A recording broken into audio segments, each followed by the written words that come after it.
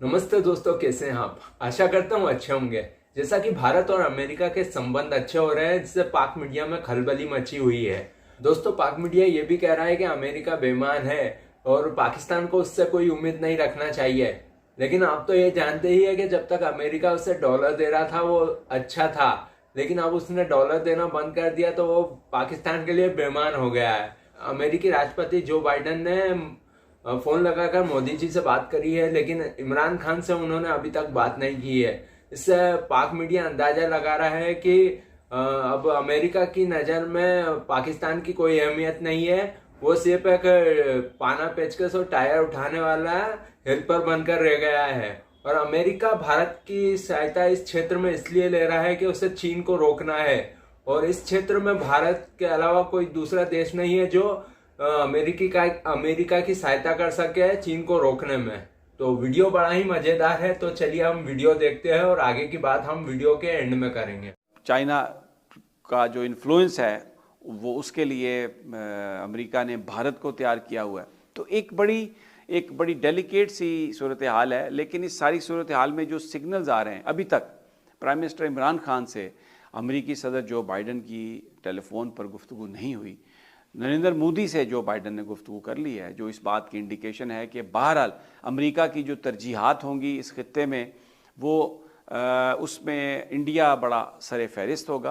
क्योंकि ये समझता है अमेरिका के भारत चाइना के इन्फ्लुएंस को रोकने के लिए बड़ा मददगार साबित होगा। अमेरिका ने इतने अरसे में कोई ऐसी कोशिश नहीं की, बल्कि जनरल मुशर्रफ के दौर में पाकिस्तान को यकीन दहानी कराई गई कि पाकिस्तान की तरफ से जो ये जिहादी ग्रुप्स जाते हैं वहां पे उनको रोका जाए और अमेरिका कश्मीर का मसला हल कराने में मदद करेगा।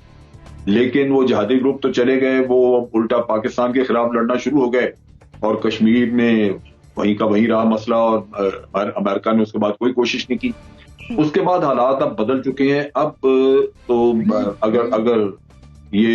अगर अमेरिका इस बात का कोई इंदिया दे या वो इस बात के लिए तैयार भी हो और भारत भी मान जाए कि कोई सालिसी होगी, तो मेरा अपना अंदाजा है कि अमेरिका कभी भी एक ईमानदार सालिस की तरह काम नहीं करेगा। वो भारत की फेवर में करेगा, जिस तरह उसने अफगानिस्तान में हमसे काम लिया और जाके सेटल वहां पे भारत को कर दिया और भारत वहां से आए दिन तक आपके लिए मसला बना हुआ। तो ये मेरा ख्याल है अमेरिका पे कोई तवक्को रखनी नहीं चाहिए। और फिर ये जैसे हालात बदले हैं, अमेरिका का एक इत्तेहादी बन चुका है, भारत बड़ा उनका एक वाइटल इत्तेहादी है। सबसे इंपॉर्टेंट चीज ये है कि कश्मीरियों की जद्दोजहद जो है उसको जायज जद्दोजहद करवा दिया जाए, उसको पाकिस्तानी स्पॉन्सर्ड टेररिज्म ना हो, भारत ये कहना चाहता है। और दूसरी तरफ ये है कि कश्मीरियों को आर्म स्ट्रगल की यानी मुसल्लह जद्दोजहद की लीगैलिटी जो है वो दुनिया में मनवाई जाए।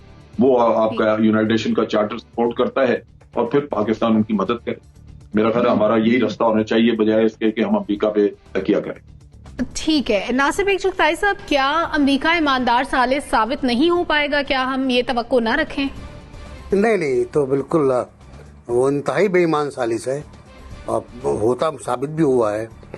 फराज साहब का एक शेर है, आप करें वफा की बात, उसमें एक शेर है कि जाओ भी क्या करोगे मेरे वफा, बार बार आजमा के देख लिया।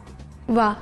तो बशीर बुखारी साहब, इतनी बार आजमाया है आपने, इतनी बार आजमाया है पाकिस्तान को, ये काम कर दे वो काम कर दे, पाना उठा दे, वहाँ से टायर उठा के ले आ, हम सारे काम करते रहे।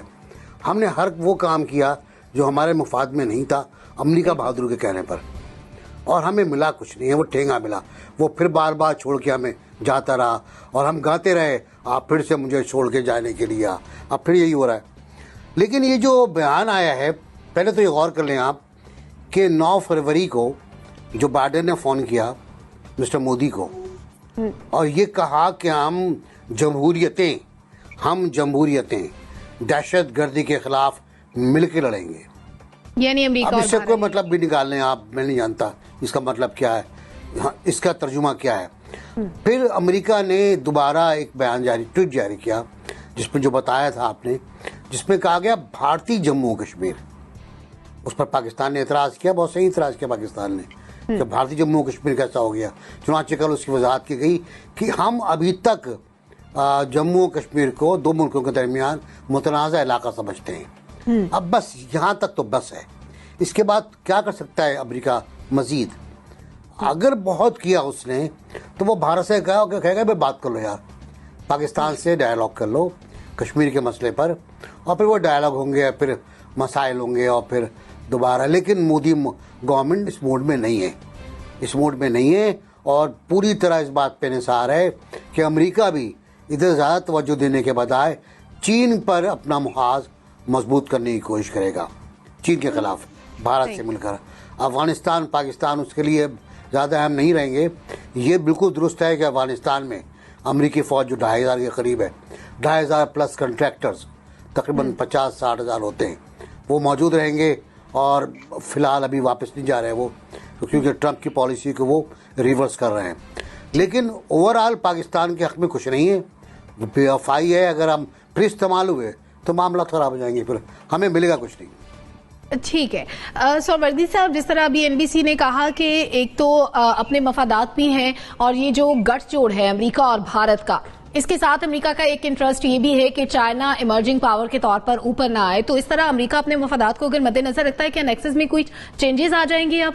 देखिए, पहली बात तो ये है कि हमें अपने दोस्तों से बेवजह जो है तवक्कुआत नहीं लगानी चाहिए। मतलब कोई कश्मीर भारत से छीन कर हमारी प्लेट में कैसे रख देगा? हमारी ये तवक्को करना कि कोई तीसरा मुल्क जो है वो हमें भारत से कश्मीर लेके दे देगा, ये तवक्को ही गलत है। अमेरिका का इतना कहना काफ़ी है कि वो इसको अभी तक मुतनाज़ा इलाका समझता है और भारत का हिस्सा तस्लीम नहीं करता। अगर दुनिया इसको मुतनाज़ा इलाका समझती है और भारत का हिस्सा तस्लीम नहीं करती है, तो ये पाकिस्तान की सिफारती फतह है और अक़वाम मुत्तहिदा की करारदादें इंटैक्ट हैं उसके मुताबिक, जब तक दुनिया इस पर मौक़िफ़ बदलती नहीं है। और मैं समझता हूँ कि इसके बाद ये गुफ्तगू कि अमेरिका सालिस अच्छा नहीं होगा, अमेरिका हमें कश्मीर लेकर देगा नहीं, ये कैसी गुफ्तगू है? हम ये कैसे तवक्को करा लेते हैं? हम क्या चीन से ये तवक्को कर सकते हैं कि चीन हमें भारत से कश्मीर लेकर दे देगा? चले, अमेरिका से तो हमें बहुत गिले हैं कि उसने हमें माजी में बड़ा इस्तेमाल किया है और हम बहुत सादा लो आदमी थे, और हमारे यहाँ हर वक्त यहाँ पे बेवकूफ़ हुक्मरान बैठे रहते थे जो अमेरिका के लिए इस्तेमाल होने के लिए बेताब रहते थे और उसके हर वक्त सर्विसेज के लिए तैयार रहते थे। एक भी हमें ऐसा हुक्मरान ना मिल सका जो अमेरिका की आंखों में आंखें डाल के बात करता, चाहे उसमें जमहूरी हो या गैर जमहूरी हो। लेकिन क्या हम ये तवक्को दूसरे दीगर दोस्त ममालिक से कर सकते हैं? नहीं। कश्मीर अगर पाकिस्तान ने हासिल करना है तो अपने जोरे बाजू पे हासिल करना है, अपनी ताकत पे हासिल करना है, पाकिस्तान को मजबूत करके हासिल करना है। ना अमेरिका कश्मीर लेके दे सकता है, ना चीन कश्मीर लेके दे सकता है। तो लिहाजा एक तो मैं इस सारी गुफ्तगू पर मुझे कभी कभी हैरानी भी होती है कि हम कैसे ये तवक्कुआत लगा लेते हैं कि हम तो वो लड़ाई लड़ने के लिए तैयार नहीं है, लेकिन कोई तीसरा हमारे लिए वो लड़ाई लड़ दे। भाई हम खुद तैयार नहीं है और तीसरा क्यों लड़ दे? हम खुद लेंगे कश्मीर, जब लेंगे हमारी शहरग है, हम अपनी शहरग दुश्मन के पास कैसे रहने देते हैं? और हमें कौम को ये भी नहीं कहना चाहिए बार बार कि हम जंग के लिए तैयार नहीं है। हम कश्मीर के लिए जंग के लिए भी तैयार होंगे।